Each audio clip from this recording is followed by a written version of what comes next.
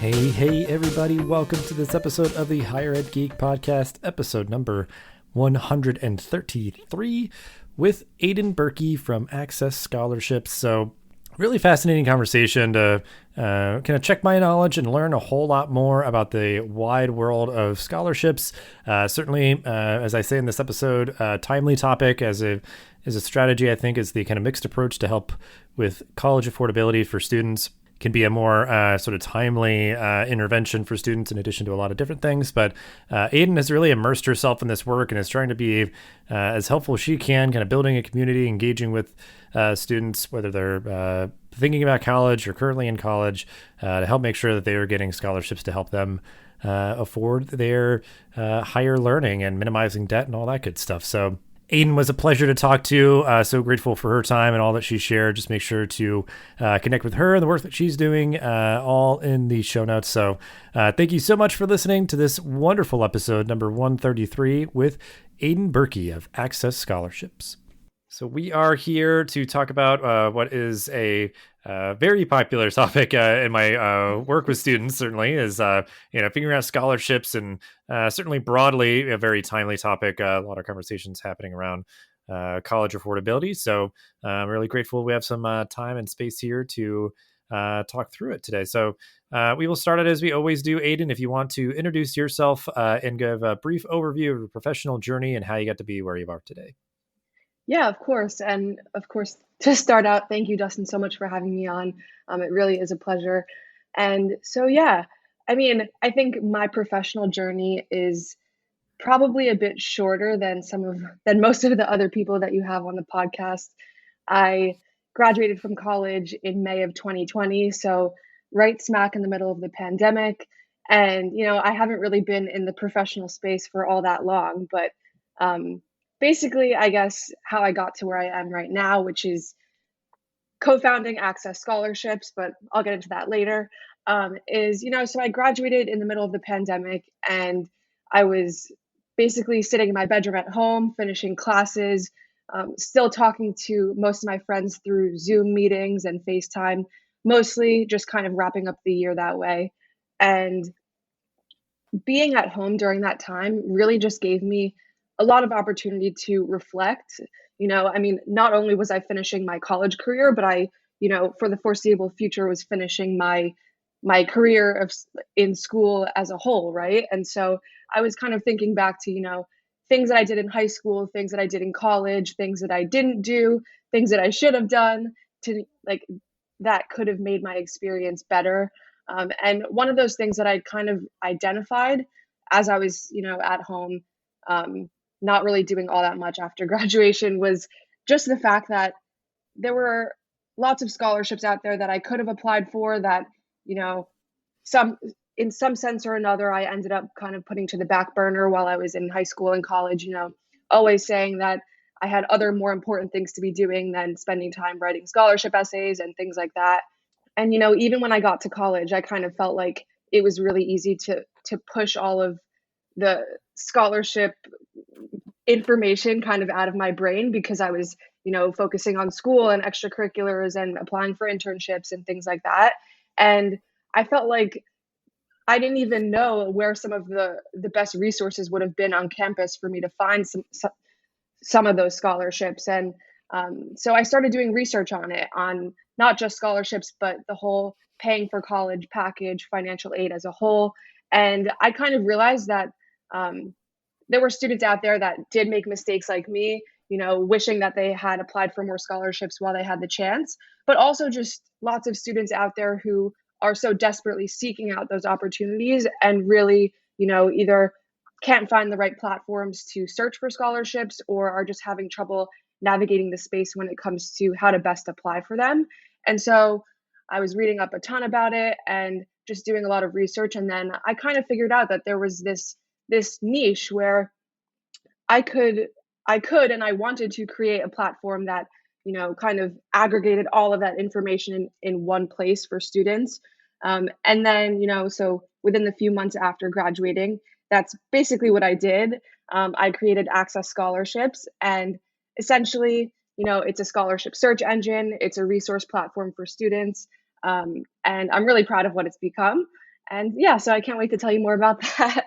There's sort of a tragic aspect to it, I think, for a lot of students. A lot of things like this, in higher ed, where it's just like, if only I knew sooner. But that it could be Hmm. just a very compelling origin story, I guess. But yeah, and I mean, and I think my understanding is that there are so many opportunities out there for various scholarships and everything, but sometimes, yeah, they're just very well kept secrets, or yeah, like you were saying, like just Hmm. not making the time, and trying to at least make it easy to sort of search for these and all that is certainly admirable. But I know that's sort of kind of, I mean, it's the bulk or sort of the foundation, but you do a lot of other things as well. So yeah, if you want to talk through what Access Scholarship does kind of for the whole spectrum of different things, because I guess from my understanding, you do try to kind of engage your community a little bit more than just kind of being kind of a static search engine. Yeah, definitely. So the main, I guess, um, the main attraction of Access Scholarships, um, most people would say, is the search engine, and I definitely agree on many different levels because, I created Access Scholarships so that students could, you know, make it as like a one-stop shop, especially when it comes to searching for private scholarships, like scholarships that are offered by private organizations, companies, etc. Students can come to Access Scholarships and use our tool to enter in information about themselves, and then receive personalized results and suggestions on which scholarships might be the best opportunities for them to apply for. Um, but I really knew from the get go that I wanted to kind of build it to be so much more than that. And I think that my inspiration for wanting to make it more than that was just from the fact that I had so recently been a student myself, and I am always on social media, always like scouring the internet, watching videos, etc., things like that. So um, my goal was to really create like a community of students where they can connect with one another, talk about different scholarships, talk about strategy, and um, even beyond that, just kind of talk about college experience and high school experience, and maybe if you're not going to college, what other opportunities are out there. And so that led me to, in addition to the search engine, creating a blog that's also on the Access Scholarships website, where I'm always posting about really great scholarships, but also lots of stories and things gathering around either current events related to higher education and things like that, or even sometimes resources that I recommend that I think are just great that I used when I was in college or high school. Lots of posts on things like standardized test prep and applying for college and how to be successful in doing that. So the blog has definitely been the place where I am trying to house all of that fun information. And then yeah, aside from that, there are lots of other features of the website. I have several pages where I basically like to aggregate resources. So when students come to me and they say, I've been using this really awesome resource, you should add it to your page, and I'll go take a look if it's not one that I'm familiar with. And basically I have like a whole library of resources related to college admissions or test prep or studying tips, everything like that, that I kind of just add there for students to utilize and learn from, because there's so much out there. And I would say the other really large aspect of Access Scholarships is our like social media community. So definitely one of the first things that I did, although I was definitely a bit nervous about it, was creating a TikTok account for Access Scholarships. And I mean, surprisingly, I wasn't even on TikTok um, before I started Access Scholarships, even though it was already pretty popular at that point. But I knew that I wanted to reach the students where they were at, and that was through those short form videos. And so I started making TikToks, posting about different scholarship opportunities and college tips and resources and things like that. And shortly thereafter, I ended up also moving over to Instagram, to kind of create a combination of both video and static content. So it's been definitely a really great opportunity to be able to leverage social media to talk with students, through DMs. They'll send me emails, and I can also post about like my weekly office hours. I'll post about every once in a while on there, and students will always sign up for those sessions, which are totally free. So I've been really lucky in the fact that the scholarship space, or just the college space in general, is one where students really like can't get enough information. So it's been, a great opportunity to be able to talk with students who are from all over the world, all different areas of everywhere, and, learn about their stories and kind of help them throughout their journey. Yeah, that's really great. I think the community aspect is sort of a secret weapon, kind of an X factor to Mhm. just sort of like, have that like kind of peer learning, but also like use sort of as a nexus to kind of pull everything together. But people could obviously speak to their own experience where it's like, oh yeah, I also went through the admissions process to be an Mhm. engineering student or something, like they can just kind of have that learning opportunity in addition to sort of your expertise and stuff as well. So that's really great to hear and great to see that, you're like kind of actively working to build that community and engage it with all the content. Because yeah, I mean, just with you kind of rattling things off, it's like, yep. I mean, that's all important stuff. And certainly, yeah, like you're saying, like a lot of these scholarships require essays. So like, how do you kind of best position yourself, with those sort of things? So Mhm. yeah, and part of it's like, okay, well, let's not reinvent the wheel. Let's just kind of Right. serve up really great stuff that's out there. But then you could also kind of synthesize, everything that you're seeing sort of in the whole space. So I think another really crazy thing just about this time in general, that I had honestly underestimated a little bit, was just the fact that during the pandemic, when basically every high school, college student was, not in class in person, and most high school students really didn't have such great access to their school counselors or to those resources. Um, it really helped to kind of pave the way for, allowing me to enter the space in a way that was really impactful, and by offering a lot of my own experiences and really kind of using myself as the example, whether that be things that I did right or things that I did wrong or things that I, like I said, I should have done differently, um, and connecting with students to be that resource that maybe during a really difficult time where they were struggling both academically and personally, that they didn't have elsewhere. So that's just, I think, a really kind of cool thing about the community that I always like love to think about and talk about. yeah, yeah. Well, I think that segues well, like what I want to talk about next was just like, you know, I think it's maybe kind of objectively apparent to some people, but just like to you, like what else kind of makes this work that you do like so important for students? Because certainly, like that point you made was, I think, very appropriate. Like in normal times, often high school, college Mhm. counselors are, I think, overly inundated with questions and things like that. So it's not obviously getting any better during the disruptions of the past year plus and everything. So but obviously this is kind of like the financial piece, the affordability sort of crisis and just issue that is going on, and has been going on for a while in higher ed. So for what you do, like what do you feel that makes it so important for students? Yeah, I mean, so, and first off, you are totally right because my comment in the last section definitely really segmented well into this. But there are like dozens of articles, statistics, etc., out there, and they'll tell you that especially during the pandemic, navigating the higher education space, whether that's like as a high school student who is going through the process of applying for college, or just a college or graduate school student who's trying to figure out how to continuously pay for their education, it's been difficult to say the least. And so I really feel like the work that I've been doing has been so important and so crucial because um, students are so overwhelmed with trying to kind of navigate so many different aspects of their lives, um, and I'm just looking to connect them with these opportunities in a very straightforward way, not trying to make it like confusing or roundabout, just saying, here's an opportunity. If you're eligible, here's how you can apply. Here are my tips on how you can submit the best application. And, aside from that, really just giving students a space where they can come to me to ask questions, to learn. We can and we will and we do learn together.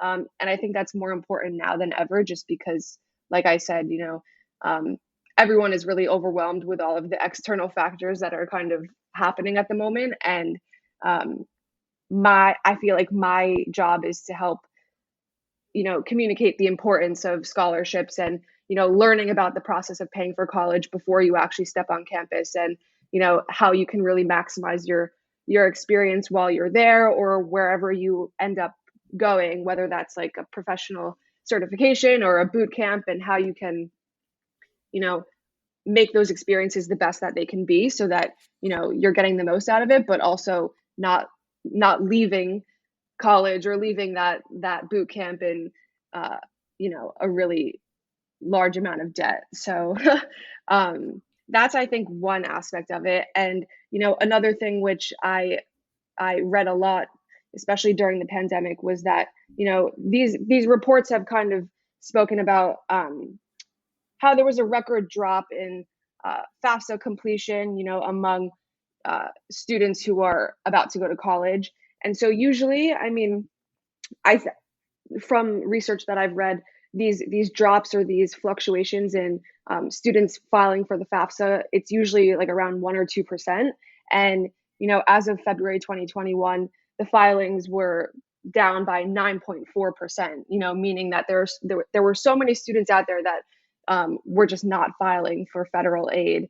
And that was something that, you know, was obviously very alarming to me, because the FAFSA really is like the key to kind of unlocking all of that federal financial aid, whether it's scholarships and grants or, you know, Pell grants or even loans, right? So that's definitely something that I've been trying to make a specific push at, which is, you know, ensuring that all of the students that I talk to are, you know, knowledgeable of what goes into completing the FAFSA, that they're actually taking the steps to complete it, submitting it on time and correctly, so that they can get access to as much aid as possible, like right from the get-go. And I think that's, you know, one of the keys to the paying for college puzzle. And so I'm super excited, especially in this upcoming year, to be doing lots of workshops and webinars related to the importance of the FAFSA, and, you know, guiding students towards resources where they can learn how to fill it out and do it, you know, on time and accurately. Yeah. Well, and I think it's like, yeah, just that simple piece is so important. And hopefully being able to reach, you know, prospective students and current students in a way that I guess is relevant or palatable or just sort of more engaging. Because I think, you know, it's not the most fun thing in the world. It's quite the Hmm. beast of kind of a process to go through to fill out the FAFSA, and you know, some Yeah. people just might not think it's going to be worth it. But that, yeah, like you said, it unlocks so much, and I think, yeah, I think encouraging them there, trying to simplify things, kind of continuing to like follow up and encourage and motivate them, and yeah, I mean, just obviously minimizing debt, and I'm sure for some people that they just, you know, they would not be able to go and attend and afford college without some form of grants and Hmm. scholarships and all these different things. So it's like, you know, they need to make sure that they're like exhausting all of their options for them to even be able to get access and get started and get going and try to persist towards their degree, because you know there's just so many kind of friction points and barriers and hurdles for students. So people like you, obviously, like in your own way, just kind of trying to like, okay, well, let's just try to at least like, you know, remedy this part of it, and Right. you know, hopefully make that less stressful. Because I think, you know, for so many people it is just like, okay, if you've, you know, repeatedly hit friction points, eventually you're just going to give up. Like if you know, hit a point where like Hmm. you're admitted and like you're excited and you're ready, but then you're seeing like the, you know, the bill and like kind of calculating what it's actually going to end up costing you in addition to everything else, like, you know, you need as like school supplies and just other stuff to survive, it might just be like, wow, you know, it might not really like add up, you know, like, you know, you Hmm. could even get to that point, like certain people probably just never even apply because they're like, oh my God, like, how am I ever going to apply, you know, afford this? I'm not even going to, you know, Right. get started. So, you know, if you could at least be like, well, you know, if you like fill out the FAFSA, then just like look at, you know, like a lot of what's on here, you might kind of understand. And, uh, you know, obviously they still need to kind of make a good best fit choice of, you know, the institution and the program and the Hmm. modality and all those sort of things. But um, yeah, so obviously a lot of context, but like certainly affordability ends up being, I think, like just a major barrier that even I'm thinking too, because I'm done just like kind of spiraling, like and I guess just to clarify, because I'm sure this may be like news to a lot of people, I feel like it'll be news to me, but I'm assuming, I guess, from what you're saying, like, because obviously affordability stuff could kind of rear its ugly head like in the middle of a student's Oh program because yeah. life factors might change. So like, I guess, correct me if I'm wrong, could a student apply for scholarships even in the middle of their studies? Yeah. So and I'm actually really glad that that you mentioned that because, the number of like Instagram DMs or emails I get like weekly uh from both students and parents, saying, "Oh, well, either I'm not in high school anymore, or my child is not in high school anymore. Like, did they miss the window of opportunity to apply for scholarships?" And the answer is absolutely not. Like, you can be like a junior in college, you could be a senior in college, you can be anywhere in your college or even graduate school journey and still be eligible to apply for lots of scholarships that are out there, both like through private organizations on that level, but also through your academic institution, right? So there are scholarships that you can apply for. Like, let's say you're entering your junior year and you know that you want to study abroad, but you're not sure if you can financially make that possible. There are scholarships out there that might be specifically only for students who are entering their junior year that want to study abroad, right? So it's not even that there are some scholarships out there, it's that there are a lot of scholarships out there, and it's just about finding them and making them like apparent and available for students to kind of find and take advantage of. So Yeah, the other thing that it makes me think of too is like probably try to plan ahead as much as you can. Certainly, there's mhm. life circumstances that are unpredictable and happen suddenly. But yeah, like I think that's a very good example is like, oh, in my, junior year, I would love to study abroad. And it's like, you know, if you know that like that's just an experience that you want and you could, you know, I guess what I'm getting at is just like, try to think ahead. So, deadlines, so you know when to Right. apply, like versus like, oh, like I've got to pay for it tomorrow. Let me like apply Right. for some scholarships or something. And it's like, it's not going to work out. Cause I'm thinking like, Yeah. if you know that that's an experience that you want, anything like that, like as you're just generally trying to apply for money, you might want to just know like, oh, okay, well, 'cause I'm sure there's like a seasonality of like, oh, most scholarships are due like in the summer before the academic year or something, like those sort of things that you might Yeah. just want to plan. Like, okay, so if I want this for this time, I want the scholarship for my junior year to do study abroad, I should probably fill it out, you know, sometime in the spring of my sophomore year or something, Right. like you kind of just like can create a to-do list for yourself. Cause I try to do that just generally with stuff. I'm just like, okay, let me like not have to try to mentally remember this deadline. Like I'm just going to like Mhm. put it in my calendar for 5 months from now. I'll be like, hey, why don't this week you try to like get this thing done, like, and it's like Yeah.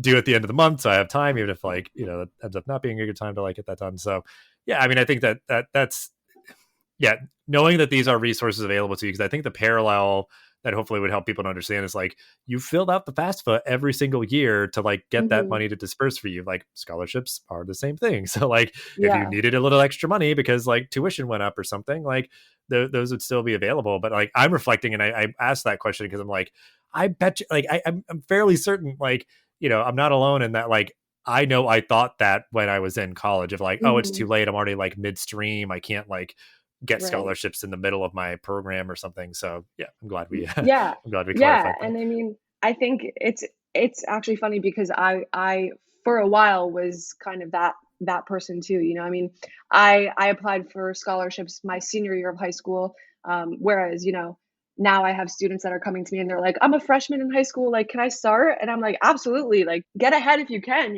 start planning, create your Excel sheet where you can keep track of scholarships that you want to apply for and when you can apply for them, anything that you can do to get organized."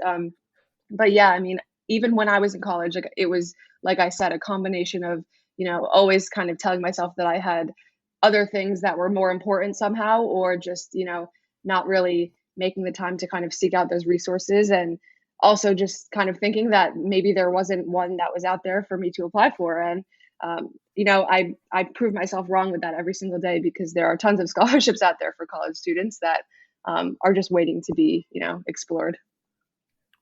Right.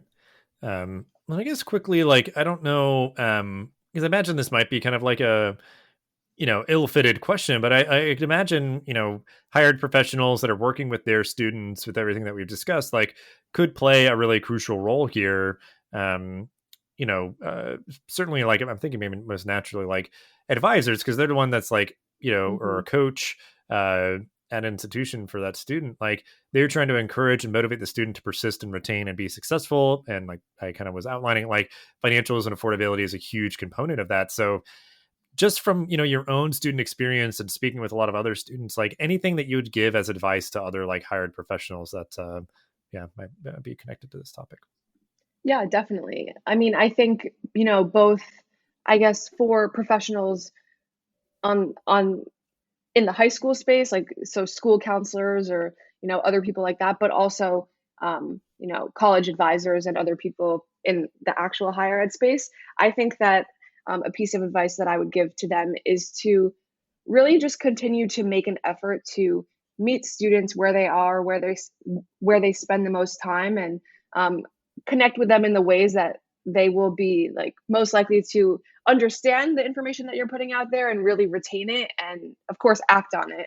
So, I guess from I've I've had the opportunity over the last year and some months to speak with a lot of high school guidance counselors, and talking about, oh well, which like what strategies are you using to talk to your students about scholarships, and most of them say, oh, like we have a resource page on our website. And then of course my next question is like, I wonder how many of your students know about that resource page, how many of them actually utilize it, and things like that. And then actually recently I spoke to one school counselor in particular, and she actually reached out to me because she's on TikTok and she posts videos every single day, specifically to kind of educate not only her students but other students about scholarship opportunities that are out there.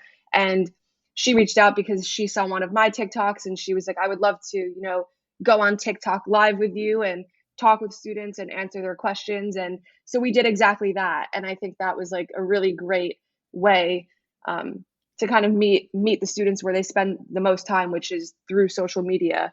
And it was really cool because that was honestly like one of the first times where I felt like I had seen a school counselor really put in that much effort to kind of, like I said, meet the students exactly where they spend their time.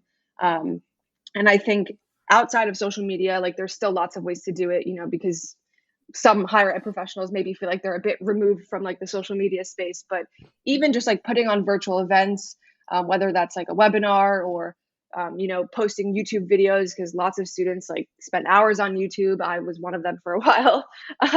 But really like speaking their language, like in the sense of, and I'm not even saying like using college student slang or anything, whatever that may be, but just putting the information in terms that students will want to, consume more of and react well to, and um, really just kind of empathizing with them in their situation of, the importance of paying for college and the fact that, most students unfortunately graduate with some debt, but also doing it in a way that's steering them towards the right path.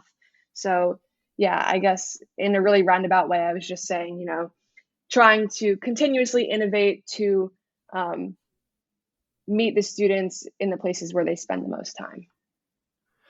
Right. Well, because I think, yeah, I mean, it's the idea that like it's time well spent, however much you give and whatever you do to like just be more proactive, do more outreach, and like, Mm-hmm. because yeah, I mean, there could be like more kind of asynchronous or synchronous kind of things that you do, like a kind of a mixed diet of like, yeah, the idea of like, oh, it's a TikTok live, like you got to be there, and if not, then you Yeah. kind of miss it. Or like, okay, like I publish a bunch of videos, on my profile and whatever social media platform. So it's like if you wanted to go there and sit and watch all 20 of my like short Yeah. clips about like this, that, and the other, like have at it. You can do it at your own pace. Yeah. And then I was also thinking of like, because a lot more like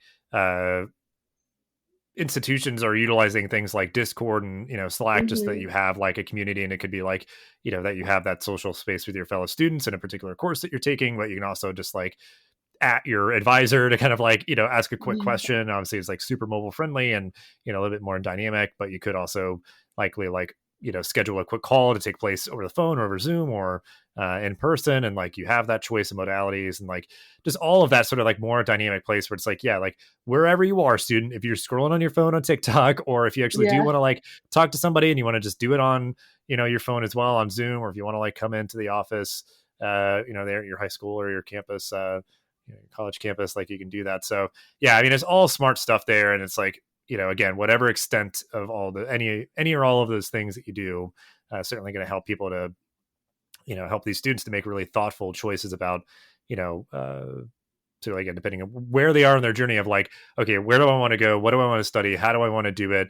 And then like, how am I going to pay for all of it? Like, it's Yeah. all stuff that hopefully like you're thinking about far in advance, and that you're always thinking about to an extent of just like, yeah, like, because I know sometimes it is like, okay, the scholarship's only for first year students, the scholarship's only for seniors, or only for people in this particular program. And, sometimes it could be like you could get it all, all the years that you're studying, as long as you, meet the requirements and stuff. So, yeah. And it's the idea, like, because it could even be just like, you're making all that content to help nudge people to just like remember to fill out the FAFSA, like, so they're just like, oh Right. yeah, hey, there's my counselor making a quick TikTok video. So it's like, oh yeah, like, the new FAFSA's open, like, cool. But yeah, so all really great advice. And I'm curious if there's any developments in this space that you were looking forward to, like any things that you're working on, or certainly I feel like there's still sort of like nebulous talks about things with like simplifying the FAFSA, or like other things when it comes to kind of college affordability or scholarships. But yeah, like, what are you excited about? What's keeping you optimistic? Yeah, definitely. And so I think first off, with the whole FAFSA and really trying to simplify it, I think every year they like make some sort of change to it, and I'm still in the process of doing all of that research to fully understand and comprehend the magnitude of those changes and how it's going to impact students for this upcoming year, because I'm trying to plan all of these different webinars and kind of resources that I can send out to students, so that when the FAFSA does open, like every student in my community is, on it. And like, because ultimately it is a very time sensitive thing, like the earlier you submit your FAFSA, the like more likely that it'll be that you'll actually be able to get the aid that you're hoping for. And that's obviously not to say that like if you submit it the day after it opens, then you're going to get an insane amount of aid. I just mean that, it's definitely like a first come, first serve basis. So if you wait until 10 months after the application is open, then you are not really putting yourself in the best position for success. So, by doing the research now on my end to kind of learn about the changes that they're making to the FAFSA in terms of, making it easier for students to fill out and a lot less confusing, and, shortcuts here and there, and all things like that, I'm definitely hoping that that will encourage more students to actually submit it, and even encourage parents to involve students in the process, like if that's something that they're doing as a family. And outside of the FAFSA, I'm really excited personally for a feature that I recently launched on Access Scholarships. And basically it kind of, so we're calling it Common Scholarships, with the premise of it, I guess, is that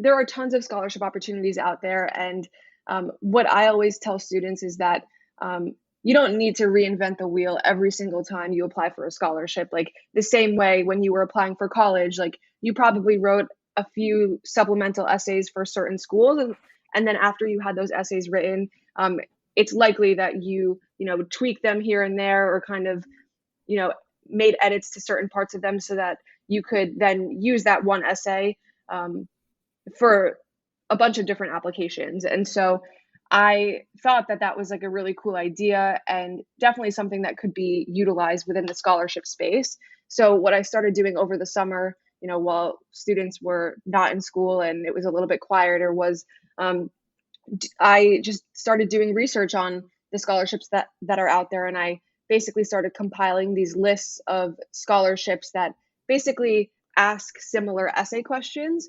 So what I have now is this page on my website called Common Scholarships, where students can basically search through these bundles, so to speak, of opportunities where, they're mostly open to like larger groups of students. So they're not very segmented by major or, anything like that.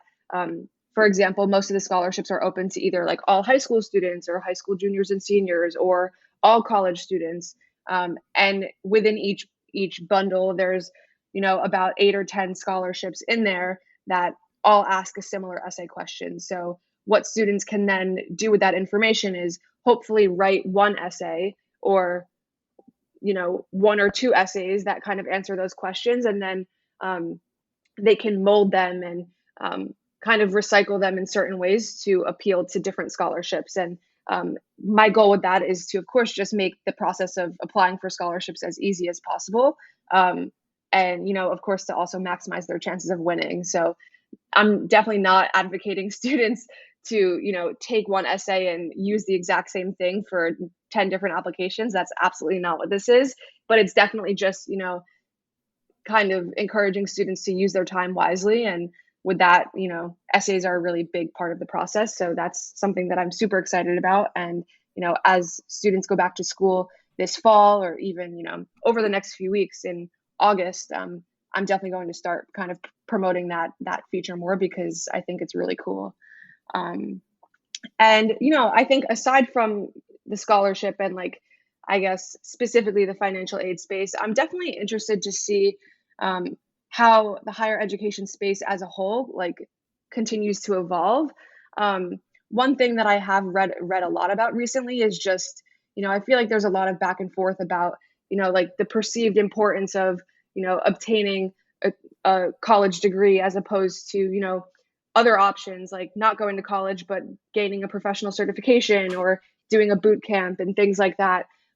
Because obviously there are certainly differences in the costs that are associated with all of these different post high school endeavors, right? And I think that a lot of emphasis in recent years, and I feel like I felt it when I was going through the process of applying for college. I never thought about any other option other than going to the 4-year school that I ended up going to. But I think we're all just kind of teetering back and forth with, I feel like some sources are saying, oh, you don't need a certain type of of college degree to be successful. And then that information competes with oh no, but if you want to have a chance at achieving at a certain level in the career or professional world, then yes, you do. So I'm always reading up on this because I'm definitely interested to kind of see what happens and what unfolds over the next few years and over the next decade, honestly. Yeah, I mean, those are all interesting developments. I do especially think that the Common App for scholarships is a very smart move because, yeah, I mean, to me, I'm I kind of chuckle in my head. I'm just yeah, okay, the scholarship is $1,000, that's obviously just a drop in the bucket for a lot of students, and just the idea of okay, I'm gonna contour all this stuff, part of me is just yeah, you're not super special. What, somebody's gonna just only apply to your scholarship and wait with bated breath? It's right. Students need to sort of scattershot, and yeah, it's a lot of people competing for a fixed amount of money, and they can only give it to so many students every year, and they likely each student needs to supplement with several scholarships and stuff. So just trying to simplify that process, because I think that is even just only kind of a fraction of the battle. If because again, I know there's probably many other platforms, many other websites out there that are just search engines for scholarships, but it's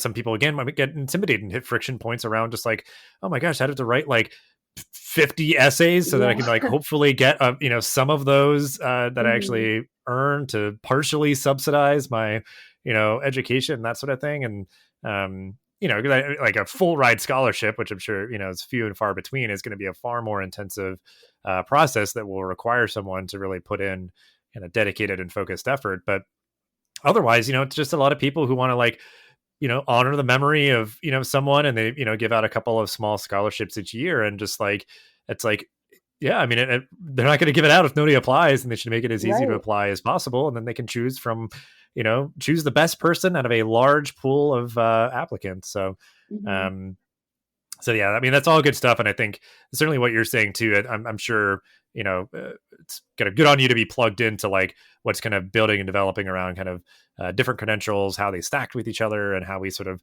frame the value of boot camps and bachelors and all those sort of things. So we always like to highlight resources. Obviously, we've talked a lot about the resources that you give through Access Scholarships, but anything else that's maybe just kind of like forming, kind of what you're thinking about or paying attention to, like books, blogs, other podcasts, anything they'd like to share? Yeah, definitely. One thing that comes to mind, although it's not a book or a blog, but the Varsity Blues documentary. I mean, I know that it's been out for quite a few months now, but watching that, like from the lens of someone who, like, works with students on a daily basis, and also works with school counselors and everything like that, that was definitely a really eye-opening. I mean, of course, like everything that happened with the college admissions scandal, like, certainly was already unfolding, like, kind of before the documentary came out, but it was just really, really interesting. And I think that it highlighted a lot of, like, the pressures that do get put on students um, when it comes to the college process, and like feeling like they need to be attending a top 20 school or an Ivy League school in order to kind of see that success. And I mean, I know that the Varsity Blues cases, it was mostly like mediated by the parents, and so, but it definitely just got my brain thinking about the pressures that are put on students as a whole. And I think that it's something, when you're in the space where you're working directly with students, that it's important to always be thinking about. Um, and I actually, there is a blog. It's actually a column that I really enjoy reading. It's on this website called Inside Higher Ed, and they have a column that basically just highlights what they call student voices. So they put out surveys a lot, and they conduct a lot of research to kind of gain more awareness and insight into student sentiment and perspectives on various things like admissions and safety on campus, and success during COVID, and lots of things like that. So I've definitely really enjoyed reading that column, especially as a supplement for talking to students one-on-one through my own conversations. So that's been a really great blog resource that I've utilized. Awesome. That's a great resources there. And I do need to watch that documentary, so I'll take Yes, this as definitely. a reminder to do that as soon as I can. But yeah, I mean, all good stuff. And yeah, Inside Higher Ed, great resource and great call out for that column there as well. But we always end the episodes with any kind of final thought or call to action that you want to kind of broadcast out there. So yeah, just whatever you'd like to share to end the episode on. I guess for any students out there, or parents of students that are out there listening, my motto these days is just don't underestimate the importance of not only applying for scholarships, but just having the financial aid and paying for college conversations as early in the process as possible. It really will just put you in such a better position later on, when like you are either in the middle of your higher ed experience, or you're graduated and you feel like you actually have all of your eggs together, and you're on like the path to success. So I think organization and preparation is key when it comes to everything with paying for college. So don't underestimate the importance of doing that. And of course, when it comes to scholarships specifically, just utilizing all of the resources at your disposal, and really taking advantage of everything that there is to offer. Absolutely. Because something that's just sort of swirling in my mind as you were saying, that's like life and college is like hard enough and complex enough, and just sort of like, so much to manage. So it's like, if you can just have one less thing to have to worry about, where it's like you've planned ahead, you've taken care of things, it's not rushed, it's not sort of, causing undue stress and anxiety and everything. So it's just like, hopefully, yeah, like as a student who is pursuing any form of higher education, like ideally, like you just be able to focus on your studies, immerse yourself in that learning environment, and get as much out of it as you can. And again, like finances is often a barrier to being able to have that level of kind of dedication and focus and stuff. So I appreciate you for doing the work that you do to try to help with that, and for coming on and sharing all that you did, and just really appreciate the time. Yeah, definitely. It's been so great talking with you, and I'm really glad that I've been able to, kind of chat about all these really important, aspects of higher education with you. So it's been great. Thank you so much. Thanks for listening to this episode of the podcast. Make sure to rate, review, and subscribe so you never miss an episode.